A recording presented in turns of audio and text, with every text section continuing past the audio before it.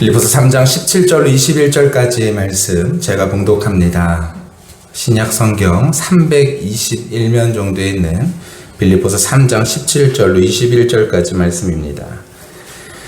형제들아, 너희는 함께 나를 본받으라. 그리고 너희가 우리를 본받은 것처럼 그와 같이 행하는 자들을 눈여겨보라. 내가 여러 번 너희에게 말하였거니와 이제도 눈물을 흘리며 말하노니 여러 사람들이 그리스도의 십자가의 원수로 행하느니라. 그들의 마침은 멸망이요 그들의 신은 배요 그의 영광은 그들의 부끄러움에 있고 땅의 일을 생각하는지라. 그러나 우리의 시민권은 하늘에 있는지라. 거기로부터 구원하는 자 곧 주 예수 그리스도를 기다리노니 그는 만물을 자기에게 복종하게 하실 수 있는 자의 역사로 우리의 낮은 몸을 자기의 영광의 몸의 형체와 같이 변하게 하시리라. 아멘. 우리 자리에 앉도록 하겠습니다. 우리 앞뒤적으로 한번 그렇게 인사할까요?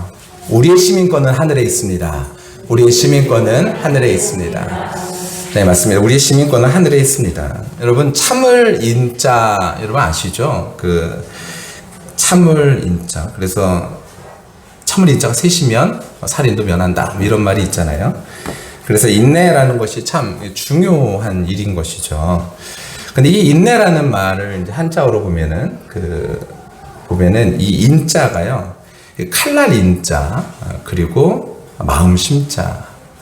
그러니까 마음 속에 칼날과 같은 이런 마음이 품고 있는데 이것을 견딜 내자를 써가지고 이을 이자와 마디 촌자가 합쳐져가지고 견디고 견딘다. 이런 의미로 그렇죠. 인내라는 것은 그러니까 마음속에 굉장히 상처와 같고 그리고 마음속에 쓰라리고 마음속에 굉장히 날카로운 어떤 그런 일들, 그래서 견디기 힘든 그런 마음이 있는데 그것에 대해서 참고 또 참고 또 참는 것, 이것을 바로 인내다라고 말하는 것이죠. 여러분, 처음 마라톤을 뛰는 사람들은요 굉장히 호기롭게 시작을 합니다.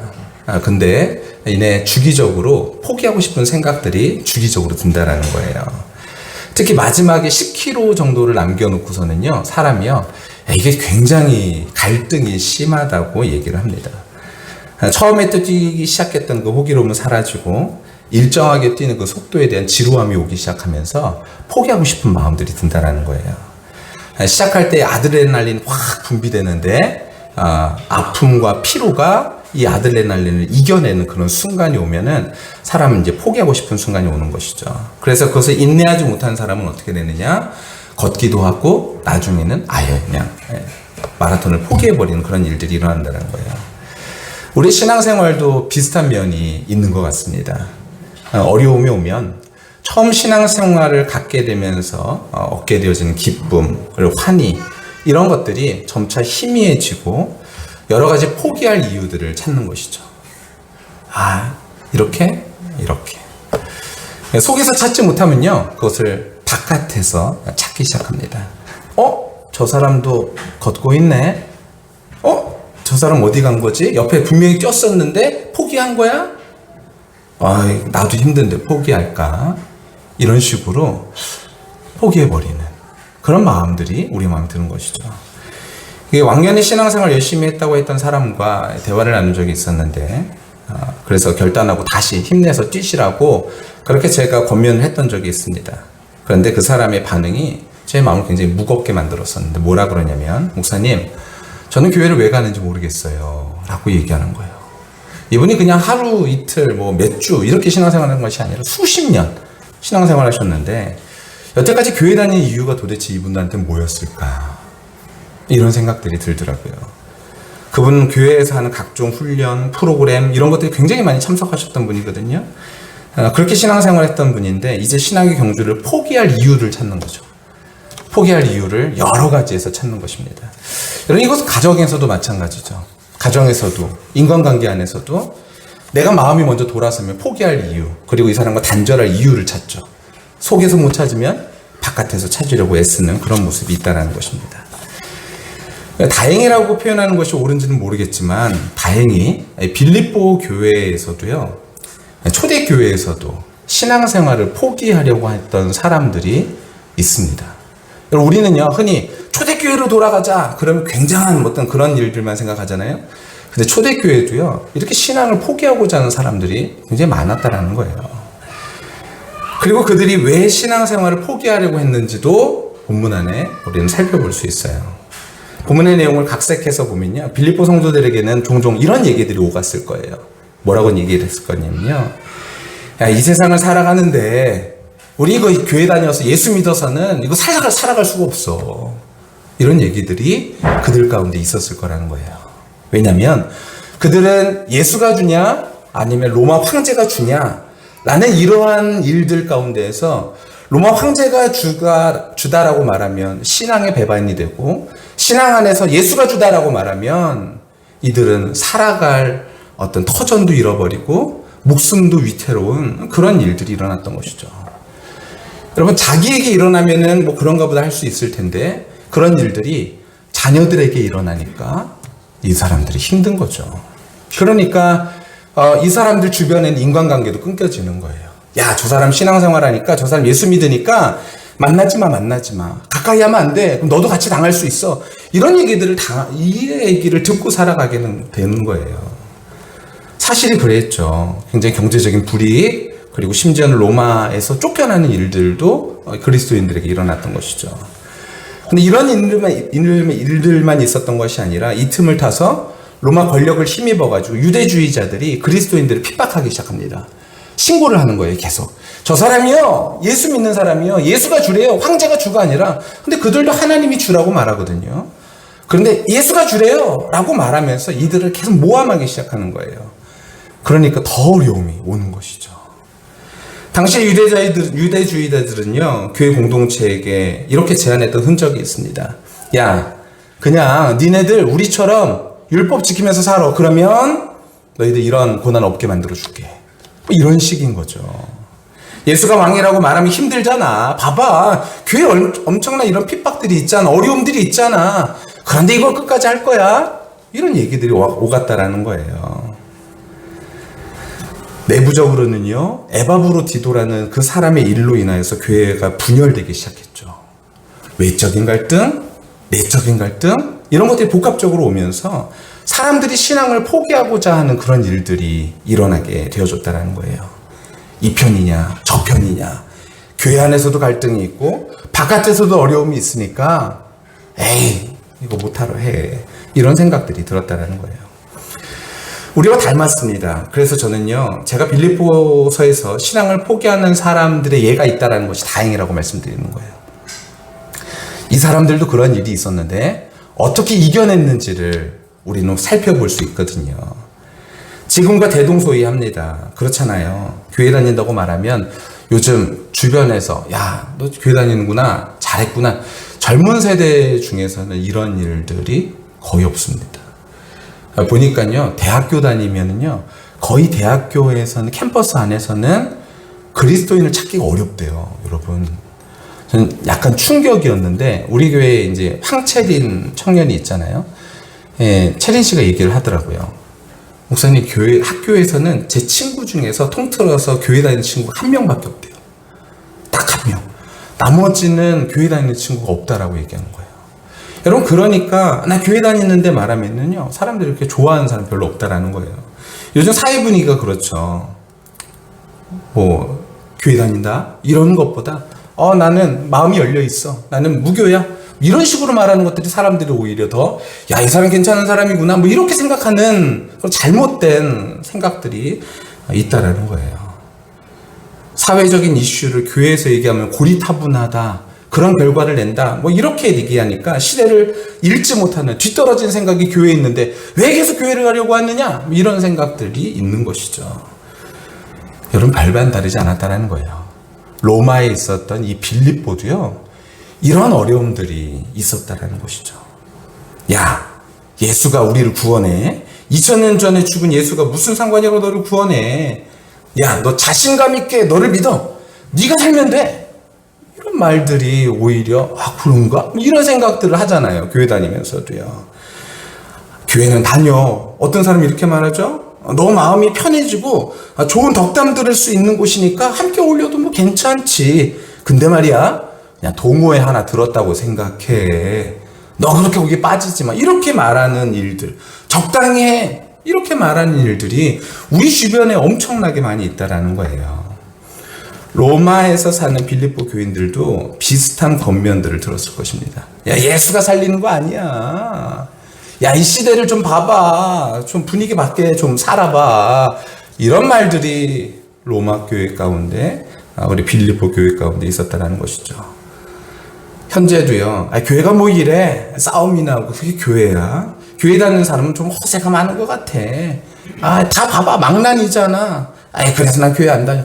이런 이야기들도 많이 있죠. 빌립보나 지금이나 상황이 좀 비슷한 것 같아요. 그럼 빌립보 성도들, 특별히 바울은 이런 어려움들을, 신앙의 위기들을 어떻게 이겨냈을까냐라는 거예요. 여러 가지로 복합적인 요인으로 인해서 요즘 교회를 떠나는 사람이 많죠. 이제 가나안 성도가 100만이 넘는다고 그래요, 여러분. 가나안 성도. 지금 우리나라에 통계적으로 기독교인을 몇 명 얘기하냐면은, 그냥 거의 평균 한 700만에서 600만 사이 봅니다. 뭐 어디서는 뭐 1300만 이렇게 말하는 건 완전 허수고요. 700만에서 600만 사이 보는 거예요. 지금 현재. 그러니까 10% 보는 거죠. 우리나라 전체 인구에. 근데 그 중에서 가나안 성도가 몇 명이냐? 100만이 넘는다 그래요. 여러분, 이 사람들은 뭐라 그러냐면은, 나 예수는 좋다, 교회는 싫다. 뭐 이런 식이죠. 근데 저는 확신합니다. 이들이 정말로 예수가 좋을까? 이런 생각은 들기는 해요. 여하튼 지금까지 내용을 살펴보면 이런 거예요. 빌립보에서도 어려움이 있어서 신앙생활에 대해서 계속해서 의문이 드는 그런 순간이 있었고, 교회도 지금 현재도 그런 순간들이 있다라는 것이죠. 그러면 어떻게 그들이 이것을 극복했는가? 바울에게는 어떤 신앙의 위기가 있었는데 그 신앙의 위기를 어떻게 극복했는가? 무엇을 바라봤는가? 우리 함께 바라보면서 오늘 말씀을 나누고자 합니다. 첫 번째로는 소망하면 인내할 수 있습니다. 우리 한번 읽어볼까요? 시작. 소망하면 인내할 수 있습니다. 아멘. 여러분, 소망하면 인내할 수 있는 것이죠. 인내의 힘은 어디서 올까요? 소망할 때 탄력이 붙는 거예요. 누군가를 기다리는 데 있어서, 약속을 기다리는 데 있어서 그 약속이 분명하다라고 생각되어지는 확신이 높아지면 높아질수록 거기에 대한 기대가, 탄력이 붙는 것이죠. 여러분, 극동지방에 사는 사람들은요, 중국산 대나무를 심는다 그래요. 근데 이 대나무는요, 맨 처음에 심었을 때 1년, 2년, 3년, 4년 동안요, 하나도 자라지 않는데요. 심어놓으면 거의 그대로래요. 근데 그게 거의 그대로가 아니라 뭐가 자라는 거죠? 뿌리가 자라는 거죠. 근데 이 4년 정도 하나도 안 자라는데 5년 정도 됐을 때 어떻게 되냐면 5년 정도 됐을 때부터 자라기 시작한다는 거예요. 근데 1년 만에 몇 미터가 자라는 줄 아십니까? 제가 몇 미터라고 말했잖아요. 27미터가 자란대요. 1년 만에. 그러니까 저희 집에 있었으면 얘는 죽은 거예요. 왜냐면 저희 집에 있었으면 한 4년도 아니야. 3년 지켜보다가 얘 왜 안 자라 그래도 모가지였거든요. 근데 여기서는요, 이것을 인내하는 사람, 이것을 아는 사람은 어떻게 되냐면은 5년을 기다리는 거죠. 여러분, 이 사실을 알고 있으면 자라지 않는 것 같은 대나무를 바라보면서 기다릴 수 있는 거죠. 이 사실이 확실하게 믿어지면 얘 분명히 자라. 얘 분명히 5년 정도 되면 자라. 라는 것이 확신이 들면 여러분, 얘는 물을 더 주고 비를 더 주고 그래서 더 잘 키우게 되는 것이죠. 저희 집에 제가 어저께인가 그저께인가 제가 동영상 하나 올려드렸잖아요. 장미, 제 아내가 왜 그런 걸 올려? 이렇게 얘기하더라고요. 자랑하는 것 같아. 자랑이 아니라요, 여러분과 함께 그것을 보고 싶어서 그래요. 제가 그런 감수성이 사실 그렇게 예민하지 않았었던 것 같은데 오늘은 제가 꽃까지 따왔거든요. 냄새가 궁금하신 분들 냄새 맞춰드리려고 꽃까지 따왔어요. 근데 그 꽃을 따왔는데요, 제가 무슨 말씀 드리고 싶은 거냐면 그 장미가요, 사온 지 이제 한 3년 된 거거든요. 3, 4년 정도. 근데 걔가 작년까지는 좀 비리비리 했었어요. 근데 작년에 여름이 되면서 갑자기 막 자라기 시작하더라고요. 그러면서 거기서 꽃을 몇 개를 탁 핀 거예요. 너무 예쁜 거예요. 사실 걔는요, 얼마 전까지, 그 꽃을 피우기 전까지 모가지 대상의 1번이었어요. 그런데 저희 어머니가 쟤는 사기를 맞은 거야. 쟤는 괜히 2만 원 주고 샀어. 장미를 한 요만한 걸 2만 원 주고 사줬거든요. 쟤는 사기를 먹는, 그랬었는데 걔가요, 갑자기 꽃을 딱 피우는데 꽃이 장미꽃 같이 안 생겼어요. 여러분, 그 분홍색, 보라색 꽃이 장미예요. 안 보신 분들은 한번 보시길 바래요. 그 장미가 특이하게 생겼어요. 근데 향기가, 우리 박도희 성도님은 저희 집 앞을 거의 매일 왔다 갔다 하시니까 냄새를 맡으셨는지 향기를 맡으셨는지 못 맡으셨는지 모르겠는데 그 향기가요 엄청나거든요. 근데 걔가 이번 해에 갑자기 줄기가요, 작년 여름 딱 지나갈 때 줄기가 쫙 뻗더니 덩쿨을 타고서 막 나가기 시작하는 거예요. 이번에 보니까요 꽃이요, 제가 세다가 포기했는데 한 60개까지 샜어요. 그런데 포기했어요. 더 폈다라는 거죠. 한 80개 뭐 그 정도 핀 것 같아요. 대단하더라고요. 맨 처음부터 만약에 그 꽃이 이렇게 잘 자랄 것을 알았다면, 마음에 확신이 있었다면, 그러면 걔는요 더 비료를 줬겠죠. 더 물을 줬겠죠. 그 일에 더 확신이 차가지고 이것을 더 해야겠다, 더 해야겠다, 더 해야겠다, 이렇게 생각을 했을 거예요. 다행인 것은 걔가 그래도요 두 그루 중에 한 그루예요. 하나는 모가지가 날아갔었거든요. 근데 얘는 살아남은 거예요. 그래서 얘가 이렇게 자리를 잡게 된 것입니다. 여러분, 우리가요 확실하게 미래에 대한 소망이 확실하게 있잖아요. 그리고 지금 하는 행동들의 이유가 분명하면 여러분 우리의 삶은요 허망하지 않을 수 있어요. 우리가 지금 오늘 하는 행동들이 의미가 있을 수 있고 기쁨이 있을 수 있고 감사가 있을 수 있다는 것이죠. 자라지 않는 것처럼 보이는 그 대나무를 정성스럽게 키울 수 있는 비결, 그런 비결과 같은 일들이 우리의 마음 가운데 있어서 우리가 지금 하는, 오늘 하는 우리의 신앙생활의 모든 행보들이 하나님 앞에서 아무것도 아닌 행동이 아니라 하나님께서 모두 기억하시는 행동인 것들, 삶인 것을 생각한다면 정성스럽게 오늘 하루를 가꾸어가며 살아갈 수 있지 않겠습니까? 그리고 우리에게 기쁨이 있을 수 있게 되는 것이죠. 그래서 저는 오늘 본문 말씀을 다시 한번 좀 읽어봤으면 좋겠는데요. 오늘 본문 말씀 보면 18절에 이렇게 기록되어 있습니다. 제가 읽을게요. 내가 여러 번 너희에게 말하였거니와 이제도 눈물을 흘리며 말하노니 여러 사람들이 그리스도 십자가 원수로 행하느니라. 이게 무슨 말이에요? 사람들이 그리스도 십자가를 떠나가는 일들이 있었다는 거예요. 배교하고 오히려 저주하고 그런 일들이 일어나는데 바울은 그것에 대해서 뭐라 그러냐면, 여러 번 말했지만 이제는 눈물까지 흘리면서 간절한 마음으로 얘기한다. 근데 그들의 마침이 뭐래요? 멸망이고 그들의 신은 배요, 그의 영광은 그들의 부끄러움에 있고 땅의 일을 생각하는 자들이다. 이들의 결과가 이렇다라는 거예요. 그러나 우리의 시민권은 하늘에 있는지라 거기로부터 구원하는 자 곧 주 예수 그리스도를 기다리노니. 우리는요 누구를 기다리는 사람이냐면 이 땅 가운데 삶이 끝이 아니라 예수 그리스도를 기다리는 하늘의 시민권자다라는 사실, 이 사실이 우리 마음속에 믿어지는 역사가 일어나시기를 간절히 축원합니다. 그는 만물을 자기에게 복종하게 하실 수 있는 자의 역사로 우리의 낮은 몸을 자기의 영광의 몸의 형체와 같이 변화시키시리라. 하나님께서 우리를요 부활에 참여케 하시는데, 우리의 지금 몸뚱이가 이 상태가 아니라 우리는 완벽하게 다른 존재, 부활에 참여한 영광의 형체, 영광의 몸으로 변하게 되어질 것이다라는 거예요. 여러분, 우리는요 이 세상을 심판하신 예수 그리스도를 기다리는 사람들입니다. 이 세상이 바로 그와 같다라는 거예요. 이 세상이 여기서 끝날 것 같이 살아가는 사람들이 있지만, 하나님을 믿는다라는 사람들은요 이 땅의 삶이 끝이 아니라 다시 오실 예수 그리스도를 기다리는 것이죠. 그분이 오셔서 십자가를 따라 살아간 우리들을 영광의 몸의 형체와 같이 변화시켜 주실 것이다 라고 믿고 살아가는 사람들, 그 사람들이 바로 우리다라는 것이에요. 여러분, 좋은 것일수록요 빨리 되지 않습니다. 괴로움이나 어려움을 참고 기다려야 되죠. 어머니가 아이를 낳기 위해서 기다리죠. 농부는 사과 나무를 심고 좋은 열매를 거두기 위해서 기다려야 됩니다. 그리고 하나하나 준비하죠.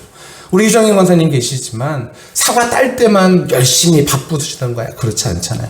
사과 하나를 따기 위해서 여러 가지 밑작업들이 필요하죠. 왜 그 모든 밑작업들을 하나요? 그거 안 해놓으면 어떻게 되는데요? 나중에 열매를 기대하기가 어렵죠. 근데 그 열매를 기대하기 때문에 모든 밑작업들을 기쁨으로 감당하는 것 아니겠습니까?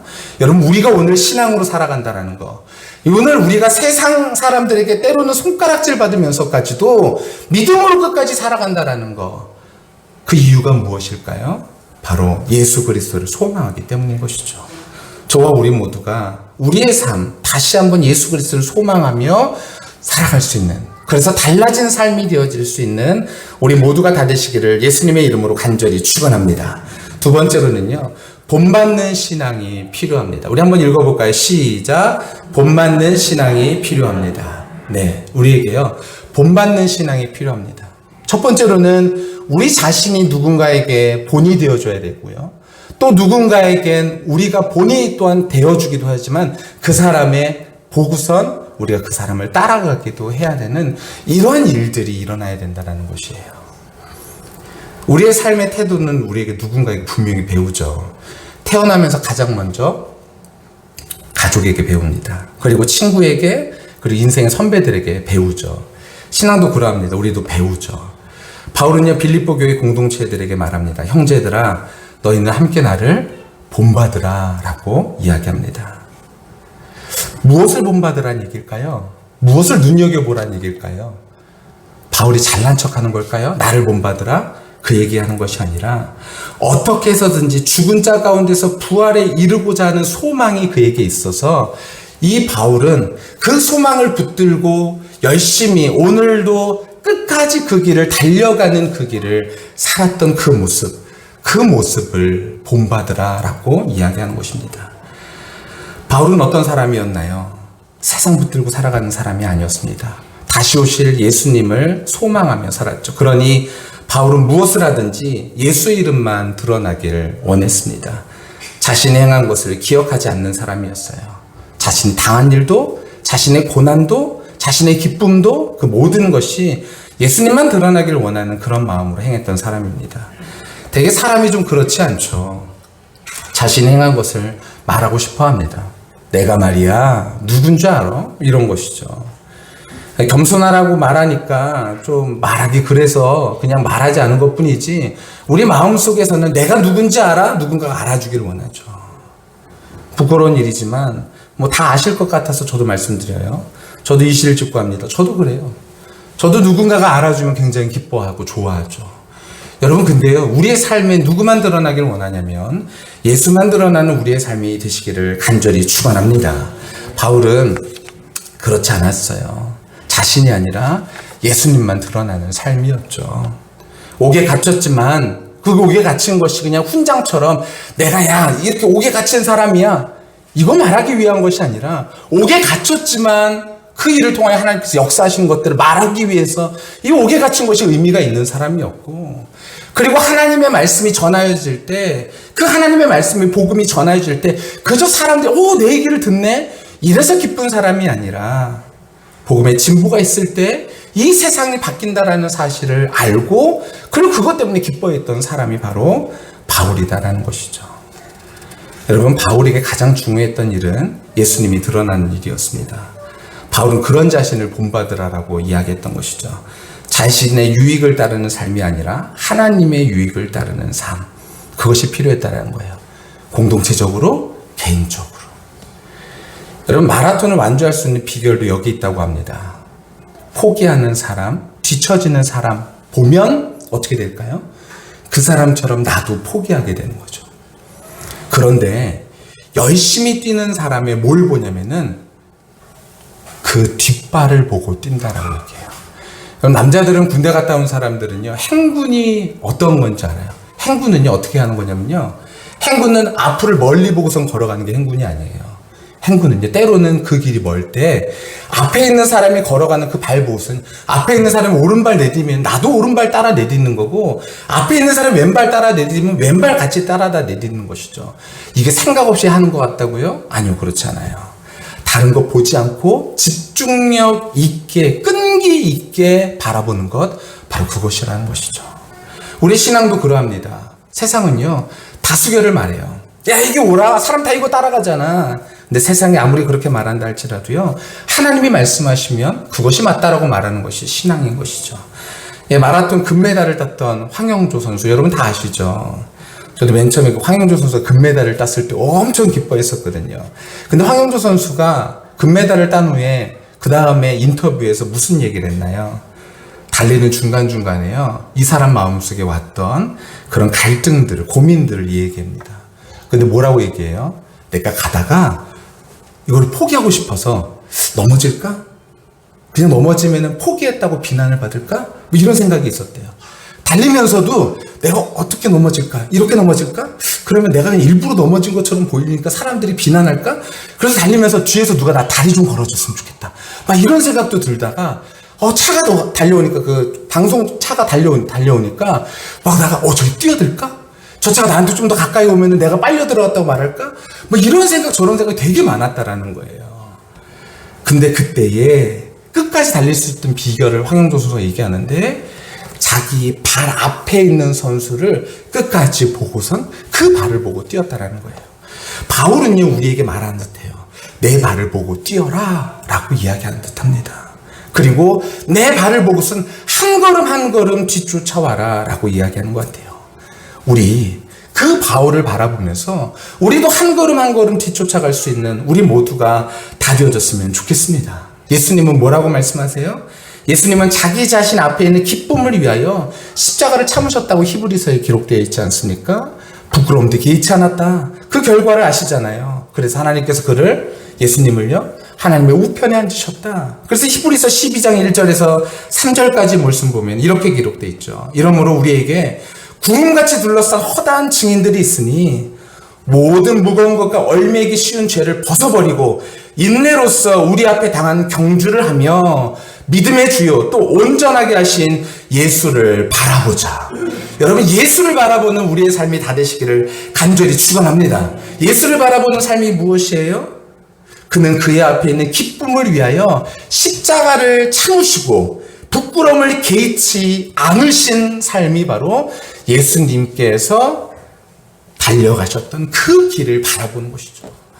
여러분, 우리에게도요, 좋은 일들, 우리에게도 행복한 일들 얼마든지 있어요. 언제요? 예수 그리스도 바라보고 달려갈 때 이러한 일들이 있게 되는 줄 믿습니다. 그 결국이 뭐라는 거예요?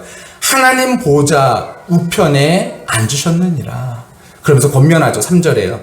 너희가 피곤하여 낙심하지 않기 위하여 죄인들이 이같이 자기에게 거역하신 일을, 참으신 일을 생각하라. 여러분, 우리의 마음속에 이 예수만 바라볼 수 있는 믿음이 우리 마음 가운데 있게 되시기를 간절히 축원합니다. 우리는 보는 것을 따라가죠. 내가 무엇을 보느냐? 그것을 따라가는 것이죠.